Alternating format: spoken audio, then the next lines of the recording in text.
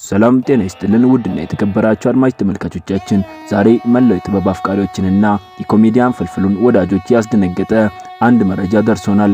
ሁላችንም በሳቅ ሲያዝናና የቆየው ተወዳጁ አርቲስታችን ፍልፍሉ በአሁኑ ሰዓት በከባድ የጤና ችግር ላይ እንደሚገኝ ሰምቷል። ፍልፍሉ የት ነው ያለው? አሁንስ በምን ሁኔታ ላይ ይገኛል? ዝርዝሩን ይዘን ቀርበናል። እስከ መጨረሻው አብራችን ቆዩ። ይህንንም ቪዲዮ ላይክ በማድረግ ይጀምሩ።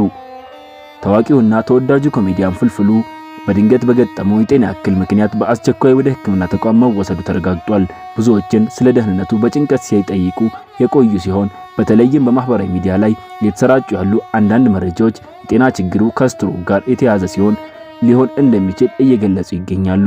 ነገር ግን ተመልካቾቻችን ይህ መረጃ እስካሁን ድረስ ከቤተሰቦቹም ሆነ ከሚያክሙት የሕክምና ባለሙያዎች በይፋ የተረጋገጠ አለመሆኑን ልንገነዘብ ይገባል።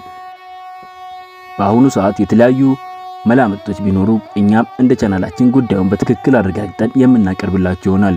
በመካከልም አንድ ተስፋ ሰጪ መረጃ ወጥቷል። ፍልፍሉ በሆስፒታል አልጋ ላይ ሆኖ የፋሲካን በዓል ሲያከብር የሚያሳዩ ምስሎች በማህበራዊ ሚዲያ ተሰራጭተዋል። ይህ ምስል አርቲስቱ በጥሩ መንፈስ ላይ መሆኑንና ቀስ በቀስ ወደ ጤናው እየተመለሰ መሆኑን የሚያመለክት በመሆኑ ለብዙ ደጋፊዎች ትልቅ እፎይታንም ሰጥቷል። ፍልፍሉ በኢትዮጵያ የኮሜዲ ታሪክ ውስጥ የማይተካ አሻራ ያለው በብዙ ሺህ የሚቆጠሩ ሰዎችን ከጭንቀት ያሳረፈ ታላቅ አርቲስት ነው። እኛም ፈጣሪ ፈጣን ምሬቱን እንዲሰጠውና ዳግም በመድረክ ላይ እንድናየው ምኞታችን ነው። እናንተስ ለፍልፍሉ ያላችሁ ምኞት በኮሜንት መስጫው ላይ አስፍሩለት።